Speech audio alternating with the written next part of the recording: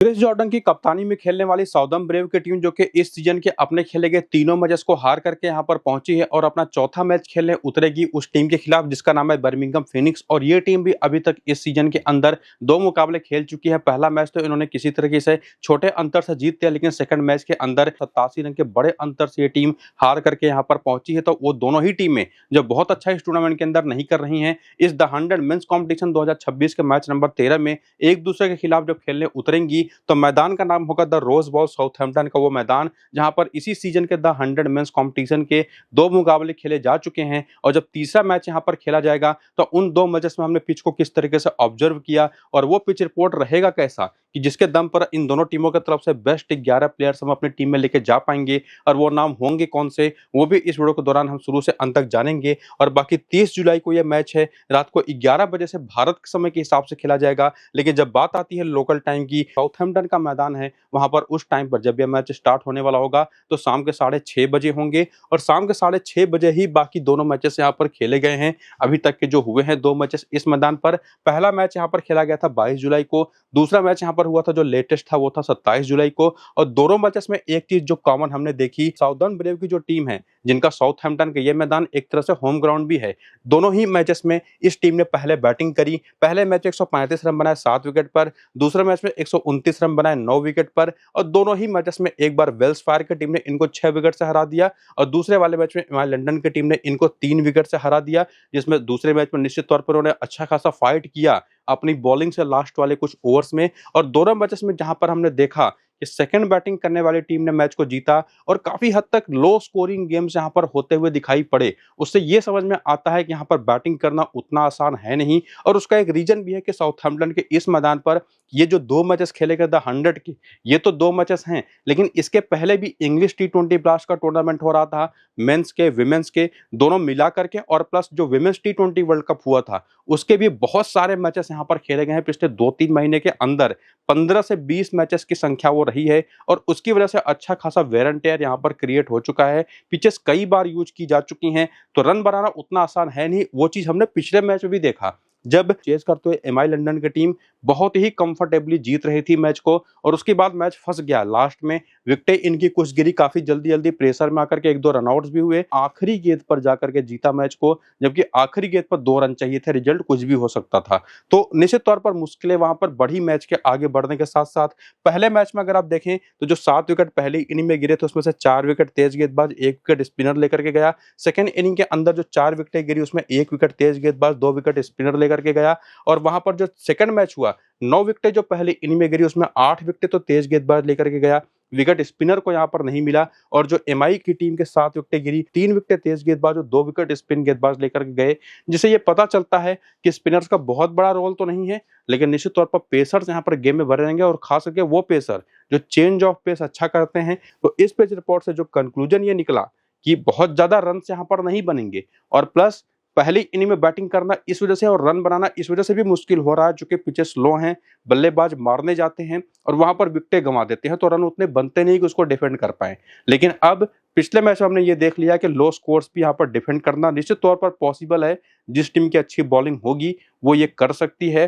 तो ये देखना काफी इंटरेस्टिंग होगा कि टॉस के बाद दोनों टीमें क्या डिसीजन लेती हैं, प्लस वेदर कैसा होगा और साथ ही साथ पिच कौन सी है, यूज्ड वाली है या कोई फ्रेश पिच मिलेगी। तो वो अपडेट आपको मैं टेलीग्राम और व्हाट्सएप चैनल पर कर दूंगा। अपनी जो फाइनल टीम बनेगी वो भी टेलीग्राम और व्हाट्सएप पर दे दूंगा, तो जाकर के दोनों को ज्वाइन करिए। टेलीग्राम और व्हाट्सएप को ज्वाइन करने का जो लिंक है वो इसी वीडियो के डिस्क्रिप्शन में और कमेंट बॉक्स में जो पिन किया हुआ कमेंट है वहां पर आपको देखने को मिल जाएगा। जाइए क्लिक करके ज्वाइन हो जाइए और वीडियो शुरू से अंत तक पूरा देखना है, ये चीज ध्यान में रखिए। बाकी आगे बढ़ते हुए हम बात करेंगे सबसे पहले प्लेइंग 11 और बैटिंग ऑर्डर की, जो कि बर्मिंघम फीनिक्स की तरफ से पिछले मैच में खेली थी बेसिकली, जो कि अनचेंज्ड ही थी, जहां पर विल स्मिथ और जो क्लार्क ने ओपन किया था। नंबर 3 पर रेहान अहमद आए थे, उसके बाद लॉरी इवांस को प्रमोशन मिला पिछले वाले मैच में बैटिंग ऑर्डर में। बाकी डोनोवन फेरेरा है, मिच ओवेन है और उसके बाद इनकी बॉलिंग शुरू होने से पहले एक और बैटर लोअर ऑर्डर के सीन डिक्सन भी हैं और उसके बाद आते हैं बेन डॉर्टन, स्कॉट करी, साकिब महमूद और उस्मान तारिक। और अगर मैं स्ट्रेट अवे कहूं तो एक तो 4 इनके पास प्रॉपर मेन बॉलर हैं, जिसमें एक नाम रेहान अहमद का भी आता है 5वें बॉलर के तौर पर,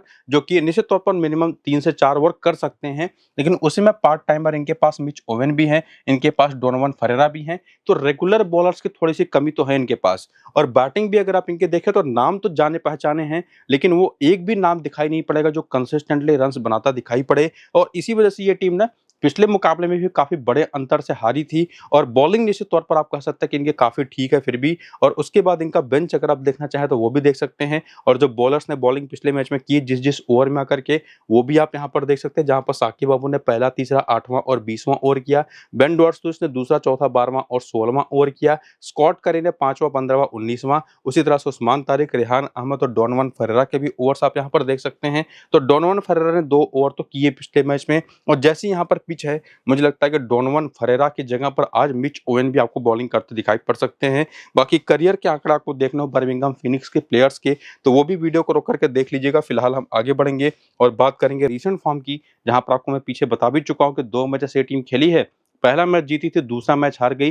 पहले मैच में जहां पर ये टीम जीती थी उसमें सबसे बड़ा रोल था कि ओपनर्स का, जिसमें अगर आप देखें तो जो क्लार्क ने 68 रन बनाए, 51 की पारी खेली थी विल स्मिथ ने, और इवन उसके बाद फॉलो अप करते हुए रेहान अहमद ने भी काफी अच्छी 48 रन की पारी खेली थी, और एक अच्छा ऐसा स्कोर खड़ा कर दिया था कि मैच को वहां पर निश्चित तौर पर स्कोर को देखते हुए इन्होंने मैच को जीता। लेकिन सेकंड मैच में अगर आप देखें तो यही तीनों बैटर्स इनके फेल हो गए, और इनकी इनकंसिस्टेंसी उसका सबसे बड़ा रीजन थी। क्योंकि जब बर्मिंघम फिनिक्स का सेकंड मैच हुआ ना, तो वहां पर ना तो मेरी टीम में जो क्लार्क थे, ना तो विल स्मिथ थे। ये चीज आपको मैंने वीडियो में भी बताया था कि आज ये फेल होने वाले हैं। हालांकि रेहान अहमद एक ऐसा ऑप्शन है जो कि अपनी बॉलिंग से भी अपनी यूटिलिटी साबित करते हैं, तो टॉप ऑर्डर में से ये तो एक भरोसेमंद नाम है जिनको सीधे अपनी टीम में आप लेके जा सकते हैं। लेकिन उसी में लॉरी इवांस ये कहां पर बैटिंग करेंगे कुछ पक्का नहीं, नीचे आएंगे ऊपर आएंगे, चूंकि पहले मैच में ना तो इनको बैटिंग आई ही नहीं। सेकंड मैच में 13 रन बनाए नंबर 4 पर आकर के, लेकिन उसके बाद जो 2 नाम आते हैं डोनोवन फरेरा और मिच ओवेन, इनके अगर आप रिसेंट फॉर्म को देखें तो बहुत जबरदस्त तरीके का फॉर्म दिखाई नहीं पड़ेगा।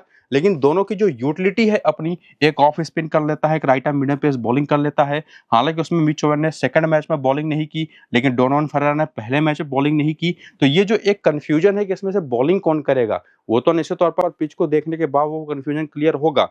लेकिन ये चीज आपको कंफ्यूज करेगी भी नहीं, क्योंकि इन दोनों को तो आपको अपनी टीम में रखना ही है। क्योंकि जो बाकी बैटर्स है रेहान अहमद और इन दोनों के अलावा, वो उतने बड़े या स्ट्रॉन्ग नेम्स हैं ही नहीं कि उन पर आप ज्यादा भरोसा करें। हाँ, ये हो सकता है कि उसमें जो क्लार्क या विल स्मिथ में से भी कोई एक चल जाए, तो वो तो अलग बात हो गई। लेकिन अगर आप सेफ खेलना चाहते हैं, बढ़िया टीम बनाना चाहते हैं, तो यही तीनों प्रॉपर ऑप्शन है जो कि आपके टीम में आने चाहिए। और ऐसे स्लो पिचेस पर ना ये जो क्लार्क और विल स्मिथ से आप ज्यादा भरोसा कर भी नहीं सकते। दोनों ही स्ट्रोक प्लेयर्स हैं, बल्ला चलाएंगे, लग गई तो लग गई, वरना आउट होकर आपको जाते हुए दिखाई पड़ेंगे। और उसके बाद बॉलिंग में बेन डॉर्सलुइस तो एक वेल स्टैब्लिश्ड नेम है, 2 मैच में 2 विकेट ले चुके हैं। और उसके बाद आते हैं स्कॉट करी, इनके भी 2 मैच में 2 विकेट है। साकिब अहमद को 2 मैच में 1 ही विकेट है, और उस्मान तारिक के 2 मैच में 2 विकेट है। और इसमें अगर आप बात करें अनुभव की और इस तरीके के पिचेस पर बेस्ट बॉलिंग ऑप्शंस की, तो यहाँ पर उस्मान तारिक और साथ ही साथ साकिब महमूद मुझे दिखाई पड़ते हैं। हालांकि स्कॉट करी का भी एक नाम है, रिस्क लेकर के आप उनको ट्राई कर सकते हैं। लेकिन फिलहाल तो ये 6 बेस्ट ऑप्शन है जो कि इस टीम की तरफ से आपकी टीम में आ सकते हैं, और बाकी स्कॉट करी भी उसमें से एक नाम हो सकते हैं जिसको आप चाहे तो ट्राई करें। तो जरूर ये टीम बहुत स्ट्रांग नहीं है स्पेसिफिकली बैटिंग पर्सपेक्टिव में, लेकिन फिर भी 6 नाम तो आपको यहाँ से दे करके जाती है, 6 से 7 नाम जो कि आपकी टीम में आ सकते हैं।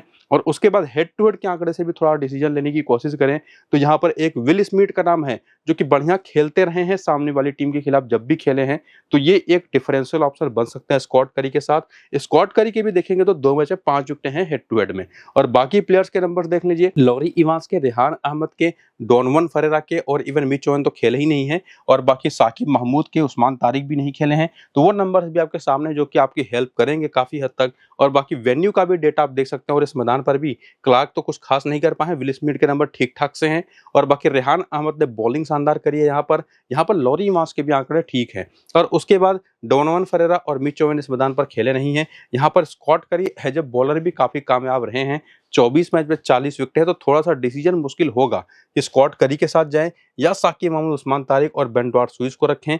मैंने जो अपनी प्रेफरेंस थी वो तो आपको पीछे बता दी है। और बाकी यहाँ पर प्लेयर बैटल के आंकड़े अगर आप देखना चाहें तो जो क्लार्क एक ऐसे खिलाड़ी है जो कि जोफ्रा आर्चर पर एक बार सस्ते में आउट हो चुके हैं, और लेफ्ट आर्म ऑर्थोडॉक्स बॉलिंग इनकी एक प्रॉपर कमजोरी है जो कि विल स्मिथ के साथ भी देखने को मिलेगी। ये लेग स्पिन पर भी फंसते हैं और इनको लियो कूड भी 2 बार सस्ते में आउट कर चुके हैं। और बाकी लॉरी इवांस भी लेग स्पिन और लेफ्ट आर्म फास्ट बॉलिंग पर फंसते हैं।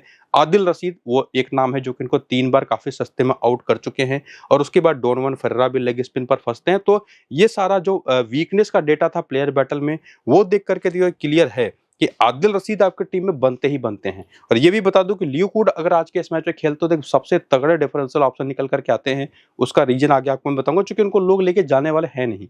और उसके बाद क्रिस जॉर्डन है, जोफ्रा आर्चर है, सैफ जेब है। जोफ्रा आर्चर पिछले 3 मैच में क्या परफॉर्मेंस करके आ रहे हैं वो भी आगे आप देखेंगे। क्रिस जॉर्डन का भी सेम देखेंगे जो कि बहुत ही खराब है बेसिकली। लेकिन उसी में चूंकि इनके पास निखिल चौधरी भी है जो बैटिंग बॉलिंग दोनों करके दे रहे। और पिछले मैच में तो आखिरी के 2 ओवर इन्होंने किए थे।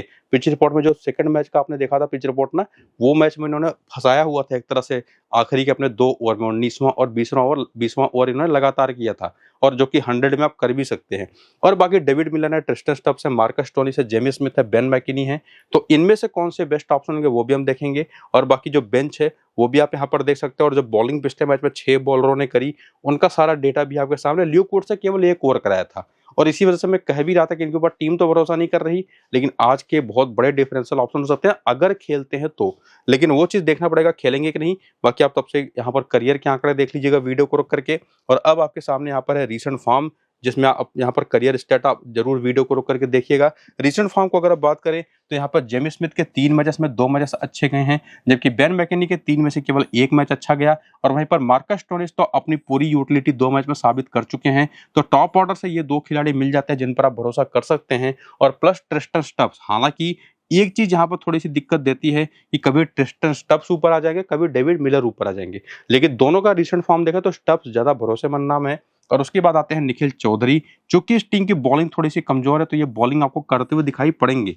ये लगभग तय है। और सामने की टीम लेग स्पिन पर फंसती है, तो ये एक अच्छा नाम हो सकता है जिनको आप सीधे टीम में लेकर के जाएं। और बाकी आपको मैं शुरू में ही बता चुका हूं कि आपको आदिल रशीद को तो बिल्कुल भी मिस करना है नहीं। ये आपके टीम में रहेंगे और अभी तक 3 मैच में 4 विकेट ले भी चुके हैं। लेकिन चाहे वो सैफ जेब हो और इवन क्रिस जॉर्डन, 3 मैच में केवल 1 विकेट है। जोफ्रा आर्चर के 3 मैच में कोई विकेट नहीं है, और लियो कूड के भी 3 मैच में कोई विकेट नहीं है। तो इनके अलावा ये जो 5 बेस्ट प्लेयर आपको मिले, इनके अलावा अगर कोई ऑप्शन आप लेके जाना चाहते हैं तो सबसे भरोसेमंद या सेफ ऑप्शन कोई है तो वो तो क्रिस जॉर्डन है। सेकंड बेस्ट ऑप्शन कोई अगर है तो वो यहाँ पर निश्चित तौर पर हो सकते हैं यहाँ पर क्रिस जॉर्डन। इनके साथ एक दिक्कत यही रही है कि परफॉर्म नहीं कर पाए हैं, लेकिन इनके साथ एक प्लस पॉइंट है जो कि जोफ्रा आर्चर के साथ भी। जोफ्रा आर्चर पावर प्ले में भी बॉलिंग करते हैं, डेथ में भी बॉलिंग करते हैं, और क्रिस जॉर्डन मिडिल ओवर और डेथ में बॉलिंग करते हैं। तो पहली इनिंग की बॉलिंग के लिए बहुत अच्छा ऑप्शन क्रिस जॉर्डन हो सकते हैं।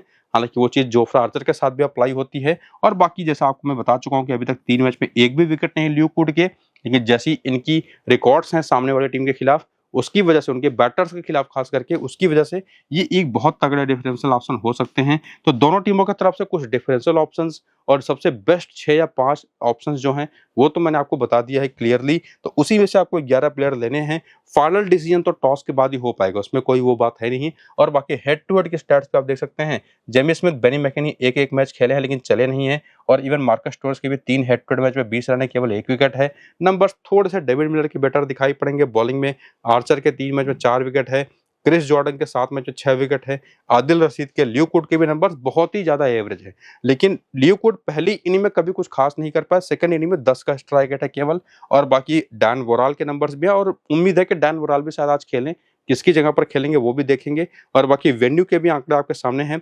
क्रिस जॉर्डन को यहाँ पर खेलने का अच्छा खासा एक्सपीरियंस है। यहाँ पर जोफ्रा आर्चर के 14 मैच में 21 विकेटें हैं, तो सेफ तो यही रहेंगे, वो चीज आपको मैं बता ही चुका हूँ। बाकी नंबर्स भी आपके सामने, आप उसको देखिएगा। और बाकी प्लेयर बैटल देखें तो उसमें आपको बार बार वही चीजें दिखाई पड़ेंगी, एक तो स्पिन और एक बाएं हाथ के तेज गेंदबाज।